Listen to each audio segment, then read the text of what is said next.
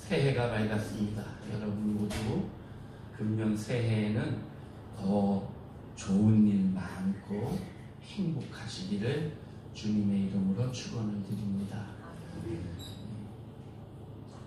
금년도 우리 교회 표어는 주님의 기쁨이 되는 교회 이렇게 정했습니다. 말 그대로 우리가 먼저 주님을 기뻐하는 자가 되고요. 동시에 우리가 하나님, 주님의 기쁨이 되는 그런 사람이 되면 좋겠다. 이렇게 해서 이 표어를 정했습니다. 한번 따라해 보십시다. 주님의 기쁨이 되는 교회. 정말 이 한 해는 내가 주님을 기뻐하고 주님도 나를 기뻐하는 그런 한 해로 살아갔으면 좋겠습니다. 또 금년도 우리 예장 통합의 총의 주제는 성령의 능력으로 부흥하는 교회입니다. 이것도 한번 따라해 봅시다. 성령의 능력으로 부흥하는 교회. 이게 우리 금년도 우리 교단이 추구해 나갈 그런 목표 같은 거예요. 이 표의 주제의 배경 속에는 코로나 엔데믹 시대를 살아가는 교회, 한국교회의 그 안팎으로 있는 여러 가지 위기에 대한 것으로 인해서 이 표화가 결정됐다고 볼 수 있어요. 외부적으로는 점점점 결혼을 기피하는 젊은 세대들이 많아지고 출산율이 줄어들고 뿐만 아니라 과학 만능주의에 빠져버렸고 또 어떻게 보면 천박하다고 볼 수 있는 그런 자본주의에 너무 빠져서 그래서 사회가 많이 혼란해져 있어요. 그런데다가 우리가 다 몸으로 이제 조금씩 느끼기 시작하는 기후환경, 그 다음에 자연의 여러 가지 오염들, 이런 것들로 인해서 점점점 세상은 살기가 힘들어지지요.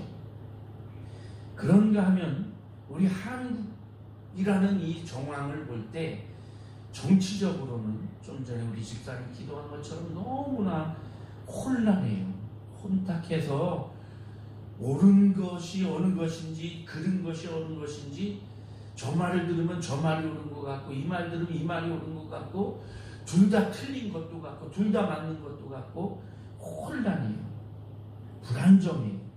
거기다가 이 우리 국민들이 끊임없이 각자 가지고 있는 정치적인 또 개인적인 이념이 달라서 그것 때문에 갈등해요. 또 세대 간에도 갈등이 있어요. 빈부의 격차가 점점 심해져요. 그런데다 거기에 우리 기독교가 점점점 사람들에게 부정적으로 인식되고 있다는 거예요. 교회 안에는 어때요? 교회 안에도 끊임없이 교회 속 안에 분쟁이 있습니다. 교단 간에 또 한 교단 안에서도 그런가 하면 현장 예배에 참여하는 성도 수는 점점 줄어들고 있고 다음 세대들이 젊은이들이 점점 교회를 빠져나가서 교회를 이탈하는 현상이 점점점 빨라지고 있다는 거예요. 일부 기독교 학자들은 이 현상을 가리켜서 포스트 크리스텐덤, 탈기독교 시대가 왔다 이렇게 말을 해요. 이건 사실 저 서구의 미국이나 서구에서 쓰는 말인데 우리나라도 이제 그렇게 됐다는 거예요. 가장 대표적인 특징이 숫자적으로 감소하는 거지요. 미국 교회, 미국 하면 우리가 청교도 정신으로 세워진 교회, 나라. 그래서 미국 사람 하면 자연스럽게 기독교적인 배경으로 사는 사람들 이렇게 인식되어 왔는데 지난 25년 동안 통계를 보니까 4천만 명이 교회 출석을 하다가 끊었다는 거예요. 그만뒀다는 거예요. 우리 한국교회도 그렇죠. 코로나를 지나고 나서 성도 숫자가 줄었다고 그렇게 각 교단마다 통계가 잡히고 있어요. 현장 예배를 드리는 성도가 현저하게 줄었고요. 그런가 하면 주님께 헌신하고 봉사하는 사역자들, 열심히 있는 그런 성도들도 줄었고, 그러다 보니까 교회의 헌금도 줄고, 또 특별히 젊은이들이 많이 교회를 빠져나가서 이미 주일학교, 교회학교, 중고등부 이런 것이 없는 교회가 절반 이상 훨씬 더 많고요. 또 청년들이 많다고 하는 그런 큰 교회, 대형 교회들도 청년들의 수가 확 줄은 것이 눈에 보이고 이렇다는 거지요. 2022년도 2월에서 11월까지 한국 갤럽에서 19살 이상 성인 9,000명을 대상으로 실시한 대한민국 종교 인구 파악 조사한 결과를 봤습니다. 여기 보니까 한국 사람들 중에 나는 종교를 가졌다 하는 사람이 37%예요. 나머지 63%는 나는 종교 없어, 아무것도 안 믿어, 이런다는 거죠. 이 한국인의 종교 인구 파악 이 조사가 1998년부터 정식으로 이렇게 시작이 됐는데, 1998년 그걸 시작하던 그때, 그 당시 한 10여 년 전후로 한국의 종교인 수가 국민 수보다도 더 많았었어요. 그러니까 어떤 사람이 나는 기독교야 이러기도 하지만 나는 기독교이면서 불교야, 이렇게 양쪽으로 다 이중 국적을 가진 사람처럼 이렇게 해가지고 한국 인구보다도 더 종교인의 숫자가 많았던 적이 있었어요. 그런데 점점점 줄어서 2017년을 기점으로 종교가 없다고 하는 사람이 종교를 가졌다는 사람보다 더 많아졌고요. 2022년 조사에서는 37%밖에 안 된다는 거죠. 그런데 이 37%가 불교, 기독교, 개신교, 이렇게 카톨릭교 이렇게 나눠졌어요. 보니까 불교는 16.3%, 개신교가 15%, 카톨릭이 5.1% 이렇게 돼 있어요. 점점 사람들이 그까진 종교가 뭐가 필요해? 종교 없이 그냥 돈 잘 벌고 과학에 의존해서 여러 가지 과학적인 이기를 누리면서 살면 되지, 이러고 있다는 거예요. 자, 이것은 전형적인 포스트 모더니즘의 이 현상입니다. 포스트 모더니즘이란 쉽게 얘기하면 절대적인 것이 없고 고정된 어떤 개념이라는 게 없는 거예요. 너무 자유로운 거예요. 특히 20대의 경우에는 5명 중에 1명만 종교를 가졌다, 이렇게 통계가 나와 있어요. 과거에 신앙생활 하던 사람들이 그전에는 나 여기 교회 다니기 싫어 이러면 이쪽 교회로 가고 이래서 수평 이동이 됐는데, 지금은 그러질 않고 나 교회 안 다닐래 이러면서 아예 교회를 떠나버리고, 그래도 나는 종교 안 가져, 이렇게 된다는 거죠. 이게 기독교뿐 아니라 다른 종교도 역시 마찬가지입니다. 그 이유를 쭉 그 통계에서 보니까, 첫 번째는 종교 자체에 대해서 관심이 없어졌다. 그게 뭐 필요하냐, 이렇게 된 게 35%. 그 다음 두 번째는 기독교에 대해서 불신하고 실망했다. 이게 29%. 그리고 세 번째는 아무리 교회를 다녀도 난 믿음이 안 생겨, 그래서 난 그만두겠어, 이런 사람이 20%. 나는 어떤 단체나 이런 것에 얽매이고 구속받는 게 싫다. 이게 11%예요. 자, 이런 위기가 한국교회에 지금 쫙 퍼져 있단 말이죠. 그래서 우리 한국교회, 특히 우리 교단에서는 이러면 안 되겠다. 다시 교회가 부흥해야 된다. 그럼 부흥하기 위해서는 어떻게 해야 되느냐? 우리가 뭐 부흥합시다 이런다고 되는 게 아니니까 성령의 능력으로 성령님이 도와주셔야 가능한 것이다.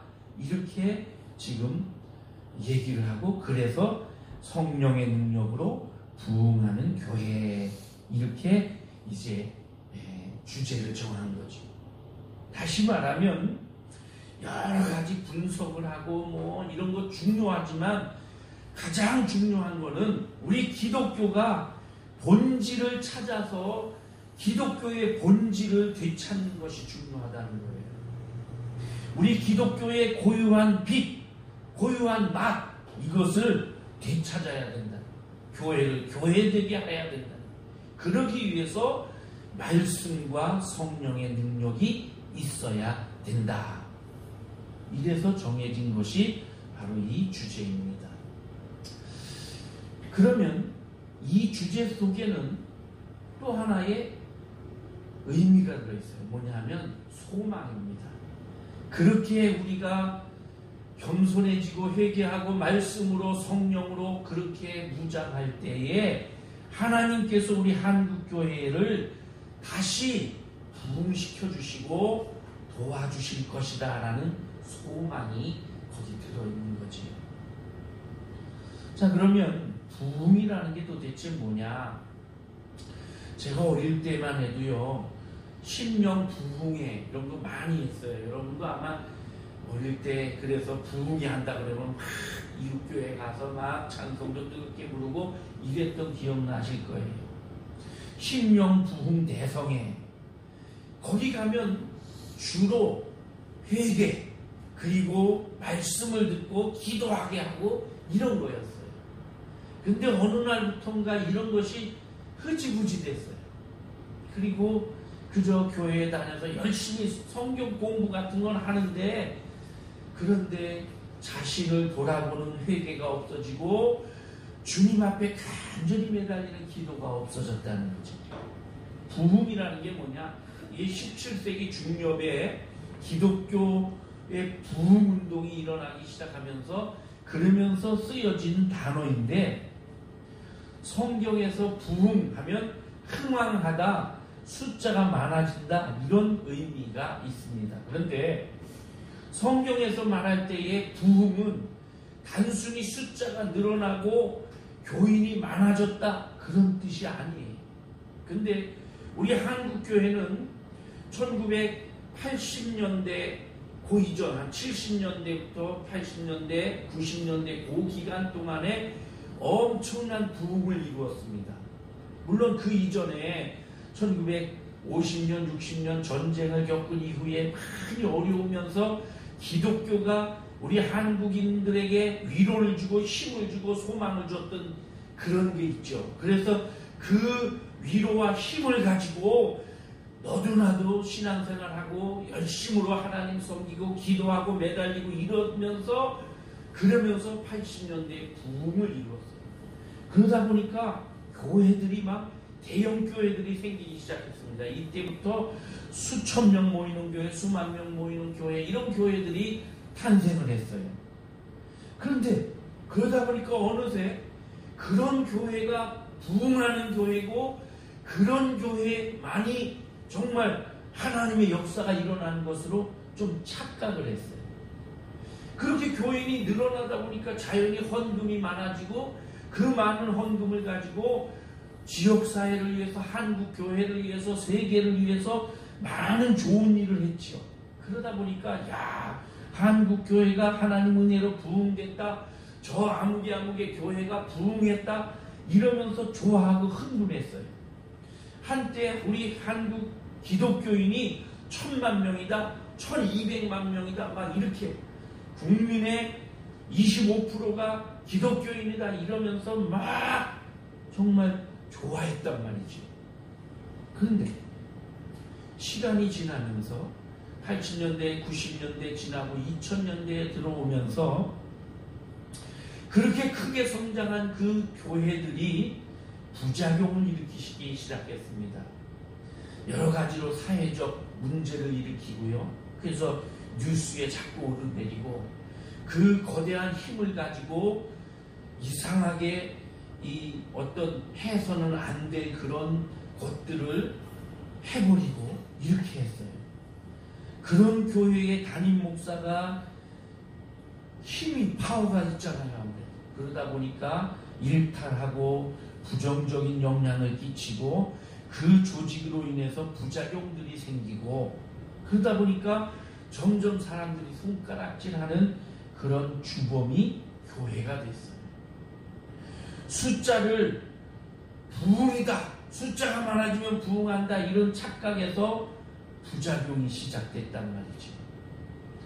리처드 햄버스라는 목사님이 이런 말을 했어요. 교회는 처음에 예루살렘에서 시작된 교회가 그리스로 이동하면서 철학이 됐고 이 그리스로 이동했던 이 기독교가 로마로 옮겨오면서 제도가 되고 조직이 되고 이것이 유럽으로 넘어가면서 문화가 되었고 미국으로 가면서 기업이 되었다. 그런데 이 교회가 한국으로 와서는 대기업이 되었다. 이렇게 말했어요. 깊이 새겨볼 말이에요. 한국 교회가 부흥한 것 같았는데 보니까 교회들마다 이 교회를 기업처럼 운영하기 시작하고 그러다 보니까 점점 하나님의 뜻은 사라지고 그리고 기업 같은 그런 조직과 그런 형태로 운영되기 시작했다는 거예요. 성경에서 말하는 부흥은 그게 아닙니다. 하박국서에 보면 주는 주의 일을 수년 내에 부흥하게 하옵소서. 여기 부흥하게 하옵소서 요 부흥이라는 단어가 70인역 성경을 보니까 거기에서는 하나님을 인정하는 것 그게 부흥이다. 주는 수년 내에 온 우리 국민들이 우리 백성들이 하나님을 인정하고 살게 해 주옵소서 이런 의미로 쓰여졌다는 거지요. 자, 오늘 본문 구약성경 에스겔 37장 내용을 조금 살펴볼게요.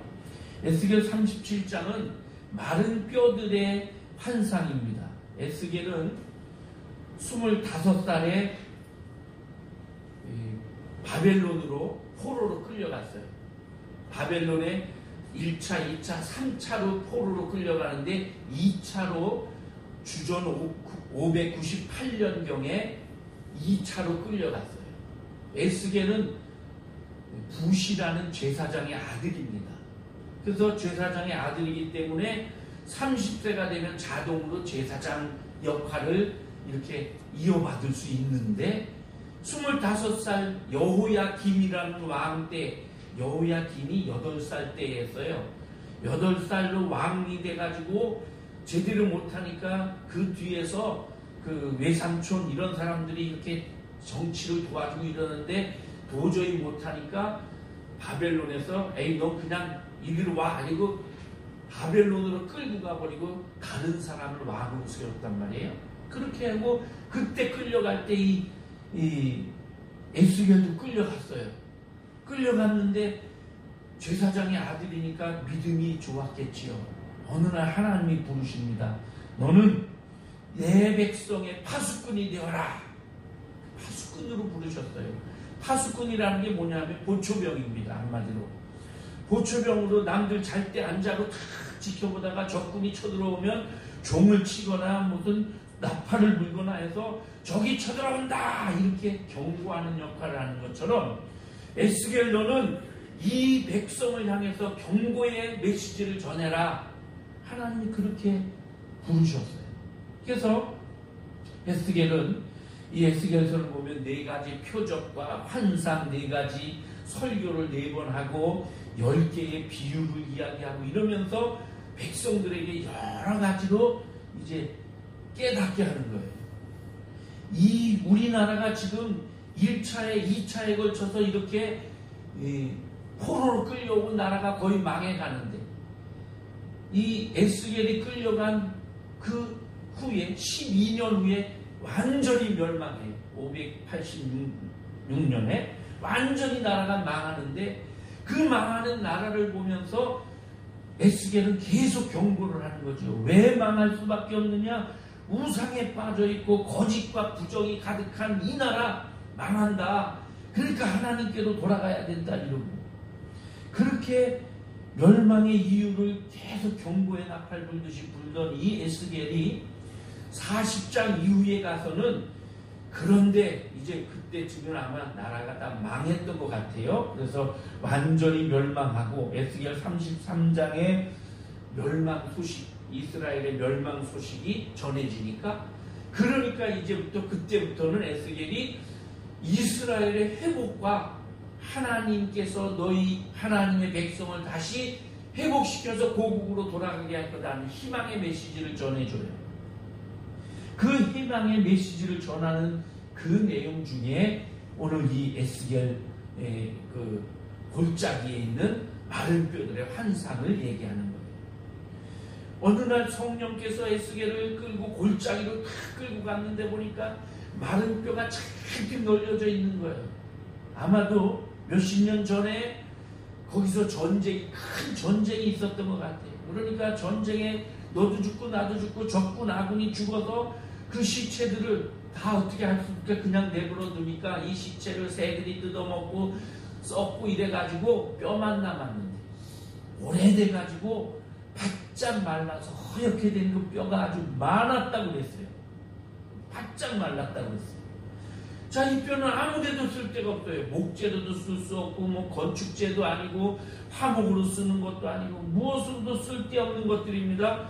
그게 널려져 있는 거 쭉 보고 있는데 하나님께서 인자야 이 뼈들이 능히 살 수 있겠느냐 물으셔요. 주 여호와여 주님께서 아시나이다. 그러면 너는 이 모든 뼈에게 내 말을 대어내라. 마른 뼈들아 여호와의 말씀을 들으라. 주 여호와께서 이 뼈들에게 이같이 말씀하시기를 내가 생기를 너희에게 들어가게 하리니 너희가 살아나리라. 너희 위에 힘줄을 두고 살을 입히고 가죽으로 덮고 너희 속에 생기를 넣으리니 너희가 살아나리라. 또 내가 여호와인 줄 너희가 알리라. 이렇게 말하라. 그래서 에스겔이 그대로 전해요. 뼈들한테. 그랬더니 갑자기 이 뼈들이 벌떡벌떡 일어나 서로 막 소리를 내면서 탁탁 뼈들이 들어맞아요. 그렇게 탁탁 들어맞아가지고 이 우리 마치 과학실에 있는 인체에 뼈 이렇게 있는 그것처럼 그렇게 탁탁탁 맞아서 된단 말이에요. 그리고 잠시 후에 힘줄이 붙고 살이 붙고 그리고 가죽이 덮이더니 사람 모양이 돼요. 여러분 우리 영화에서 이런 장면 가끔씩 보잖아요. 저는 이 말씀을 이렇게 보면서 어떤 영화인지 모르지만 이렇게 되는 장면을 봤던 게 기억이 나요.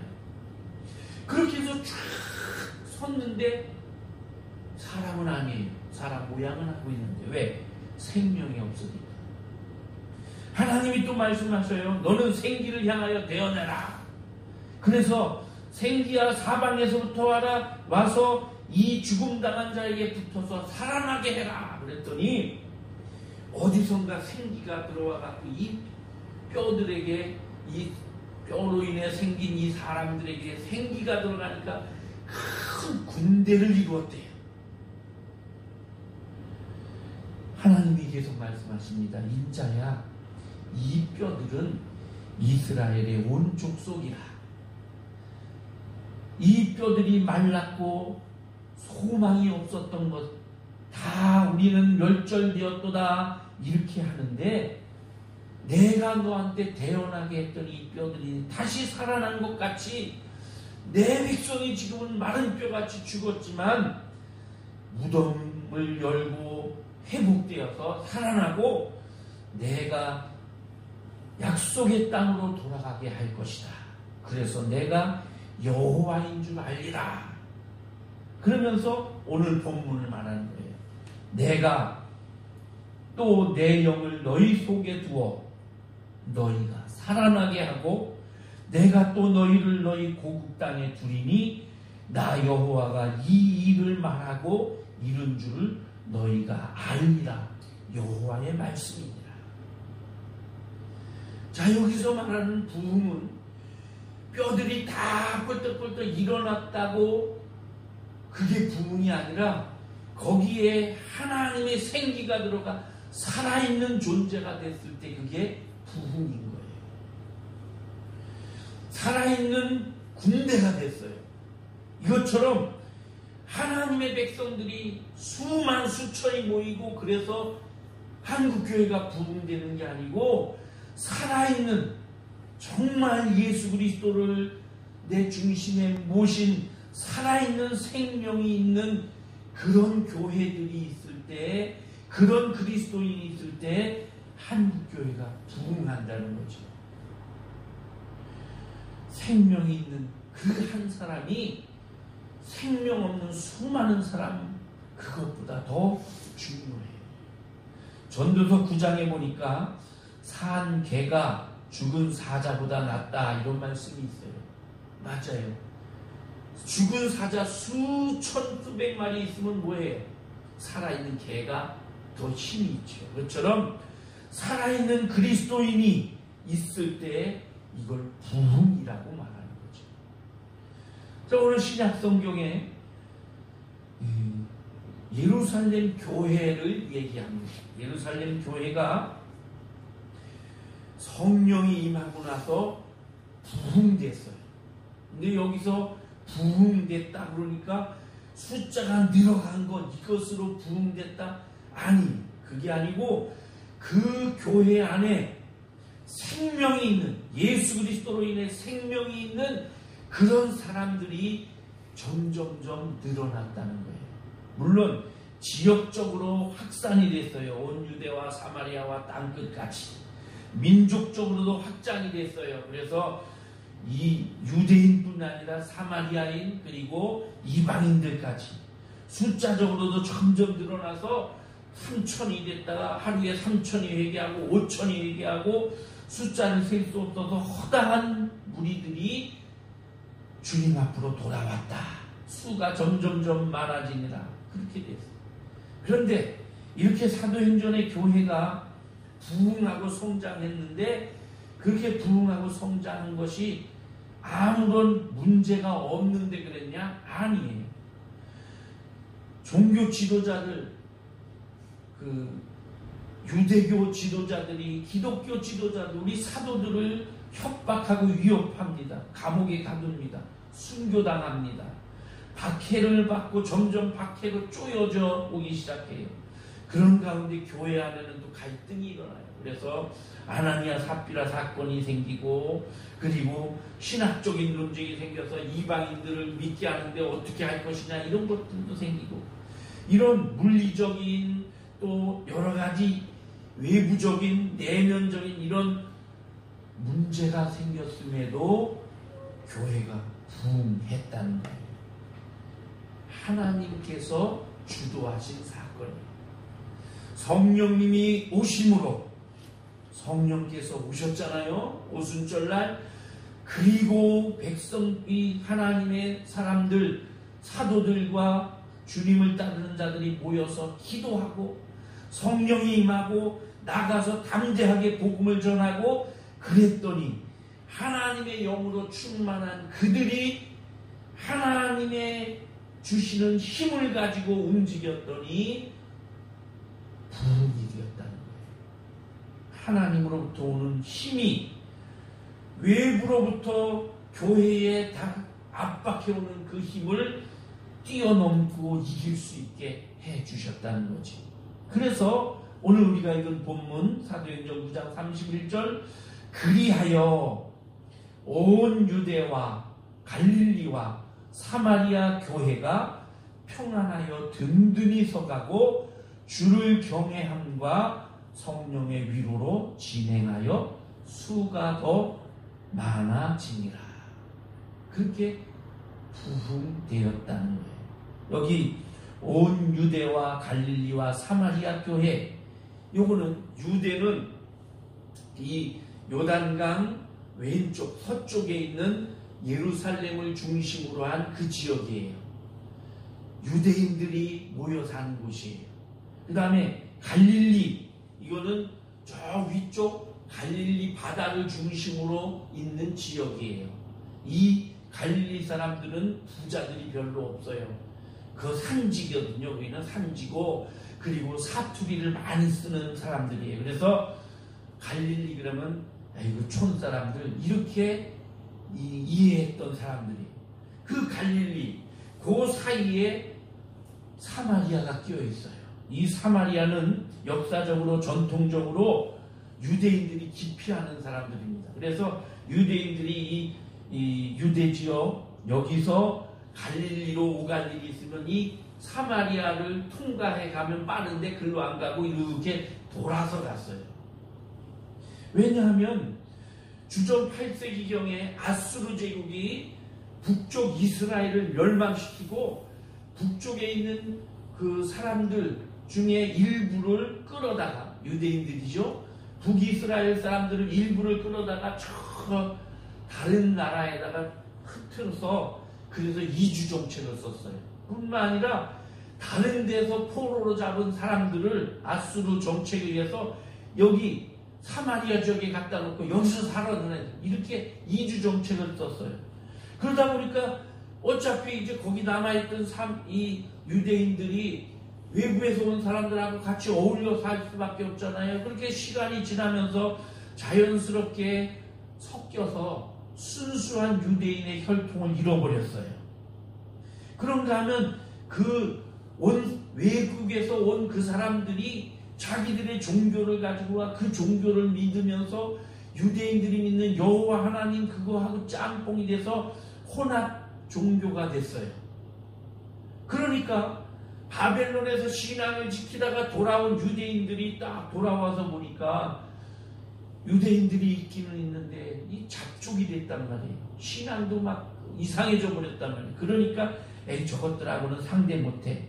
그래서 개 같은 족속이라고 하면서 무시하고 따르질 않았어요. 그랬던 이 사마리아와 유대와 갈릴리 온 교회, 이 교회들이 다 하나로 지금 신분의 차이를 떠나고 경제적, 성별, 지역적인, 정치적인 이런 걸 다 떠나서 하나의 교회로 그렇게 오늘 말씀은 기록을 하고 있는 거예요. 교회가 평안하여 든든히 서가고, 여기 든든히 서갔다는 것은 스스로 섰다는 뜻이 아닙니다. 이 헬라어 원문을 보면 현재 수동태로 되어 있어요. 즉 누군가가 든든하게 세워졌다는 거예요. 누가 세워주셨어요? 하나님께서 교회를 든든하게 성령의 능력으로 세워주셨어요. 그래서 교회가 섰어요. 교회가 든든히 섰는데 평안했대요. 평안? 아까도 말한 것처럼 교회가 평안했습니까? 아니지요.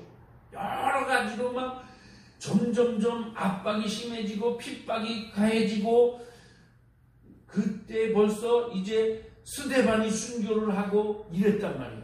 그리고 사울이 기독교인을 잡으려고 막 살기가 등등해서 오늘 말씀 본문 그 바로 직전에 다메섹에 갔다가 돌아와가지고 사울이 변화됐고, 그 변화됐으니까 이제 위기가 사라졌느냐? 아니죠. 사울이라는 존재가 딱 잠잠해지니까 다른 종교 지도자들, 유대교 지도자들이 야, 사울도 넘어갔어? 이러면서 더 압박을 했단 말이에요. 이런 상황 속에서 평안하였다? 이거는 환경이 평안해진 게 아니고 하나님이 우리와 함께 계신다는 그 믿음으로 든든히 섰다는 거예요. 구약 이사야서 41장에 보면 두려워 말라, 주님이 그러시죠?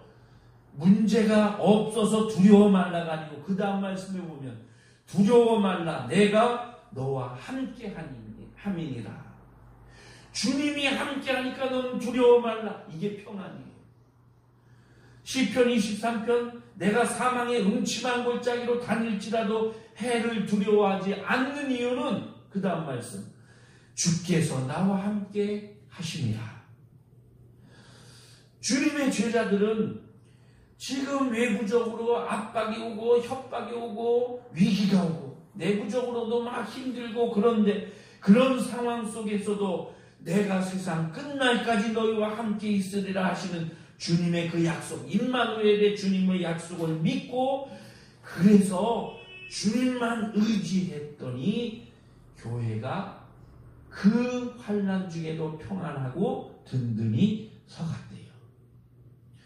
주를 경외함과 여기 경외함은 놀람과 두려움 이게 같이 있는 거예요. 즉 두려운데 막연한 두려움이 아니라 거룩한 공포심입니다. 영적으로 충격을 입었어요.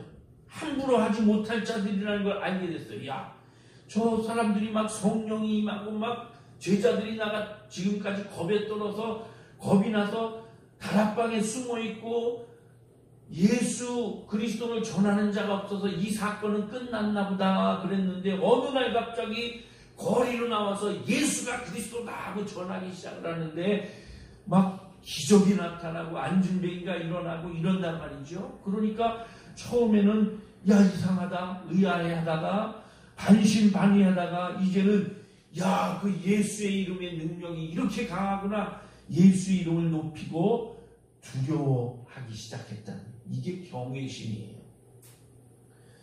그렇게 해서 교회에 사람들이 경외하는 마음을 가지고 그 다음에 성령의 위로로 성령께서 끊임없이 위로해 주셨습니다. 여기 위로라는 말은 헬라어로 파라카레오라는 단어인데요. 옆으로 부르다 파라는 옆으로 카레오는 영어로 콜 불렀다 옆으로 불러서 토닥이는 거예요. 그래서 이 카라 파레오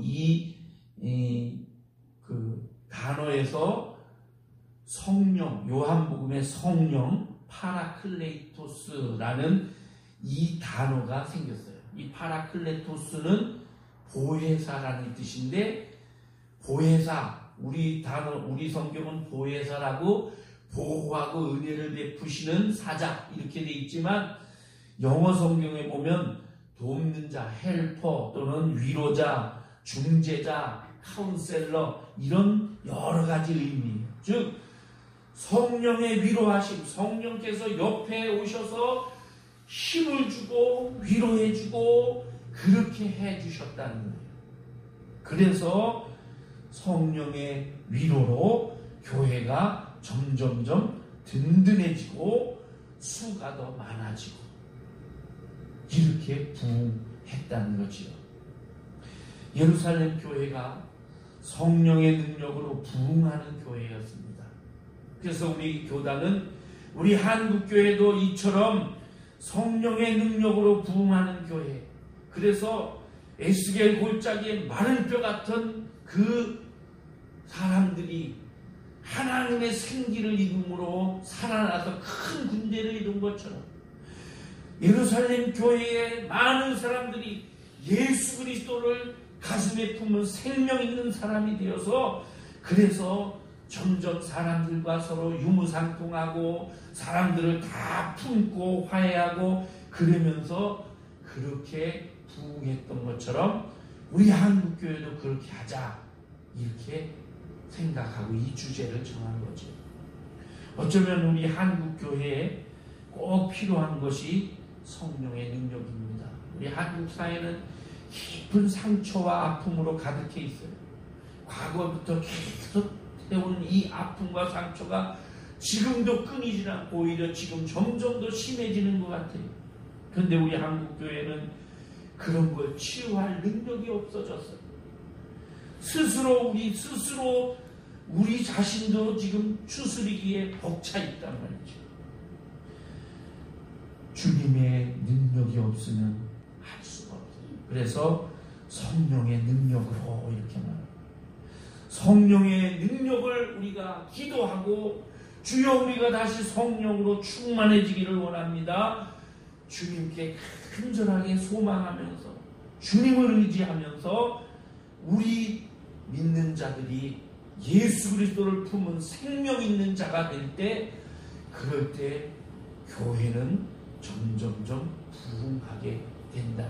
자연적으로 우리가 힘쓰지 않아도 우리 한국교회가 그러기를 원해서 이 표어를 정했던 것처럼 우리 거룩한 성 시온교회가 그렇게 되기를 소망합니다. 우리 교회가 작고 힘없고 그리고 여러 가지 우리 자신이 알아요. 우리에게 문제도 있고 우리가 너무 나약하구나. 우리에게 필요한 건 성령의 능력이에요. 성령님께서 우리를 도와주시고 여러분 각자가 가슴 속에 성령으로 인해 예수 그리스도의 그 생명이 우리 속에 있을 때 우리 교회가 똘똘 뭉쳐지고, 그렇게 될 때 교회가 점점점 부흥하게 되고, 그러다 보면 자연적으로 숫자도 늘어가고 더 크게 하나님을 위해서 일할 수 있는 교회가 될 수 있다는 것입니다. 이런 교회가 되기를 위해서 여러분과 제가 힘을 쓰고 뜻을 모으고, 그래서 더 한 걸음 한 걸음 내일을 향해 도약해 나가기를 바랍니다. 기도하겠습니다. 하나님, 성령의 능력으로 부흥하는 교회, 우리 한국교회가 이렇게 되기를 소망합니다. 우리 거룩한 성 시온교회가 이렇게 되기를 소망합니다. 우리의 힘으로 할 수가 없습니다. 성령님 도와주옵소서. 성령님께서 함께 해주셔서 우리가 이 일을 이룰 수 있게 하여 주옵소서. 우리 각자가 가슴 속에 예수 그리스도에 대한 믿음을 가지고 생명을 가지고 살아갈 수 있게 하여 주옵소서. 예수님의 이름으로 기도하옵나이다. 아멘.